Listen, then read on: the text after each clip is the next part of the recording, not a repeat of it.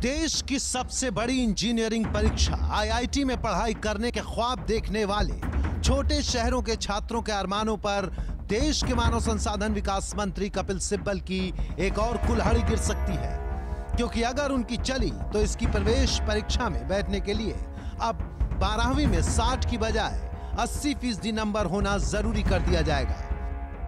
We are going to evolve a system through which weightage will be given to the class 12 examination, so that if a child does not do well in the class 12 or he ignores his class 12, he cannot get into the IIT system. अरे 60% को weightage हुआ। ये वही कपिल सिब्बल हैं जो छात्रों के दबाव के नाम पर नंबरों की जगह हाई स्कूल में ग्रेडिंग सिस्टम लागू करने के लिए दुनिया भर की दलीलें दे रहे हैं, लेकिन आईआईटी की परीक्षा में शामिल होने के लिए महज 60% अंक पाने वालों को किस नजर से देखते हैं आप भी देख लीजिए। उसके लिए हमारा एग्जामिनेशन सिस्टम एक होगा, यूनिफॉर्म एग्जामिनेशन सिस्टम होगा आईआईटी का, जिसमें 12वीं क्लास की रिजल्ट्स की वेटेज दी जाएगी। अगर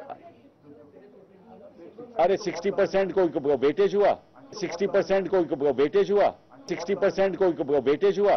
हम चाहते हैं कि 80-85% से कम नहीं होना चाहिए।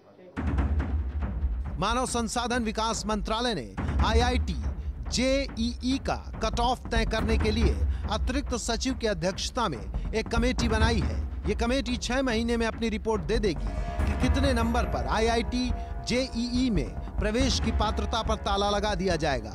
लाखों लोग ट्यूशन लेते हैं, तो एक कोचिंग क्लासेस एक सिस्टम बना हुआ है एक्सप्लॉयटेशन का, उसको हम बंद करना चाहते हैं। अरे 60% को कपिल सिब्बल की इस कोशिश से उन राज्यों के बोर्ड परीक्षार्थी सहम गए हैं जो नंबर देने के मामले में सीबीएसई और आईसीएसई की तरह उदार नहीं है, खासकर उत्तर प्रदेश, बिहार, मध्य प्रदेश और महाराष्ट्र, राजस्थान के। बिहार के मुख्यमंत्री नीतीश कुमार ने तो साफ कह दिया है कि ये गड़बड़ है। मैं केंद्र सरकार को चिट्ठी लिखूंगा, 80% अंक की शर्त ठीक नहीं है, इससे बहुत सारे मेधावी छात्रों पर बुरा असर पड़ेगा।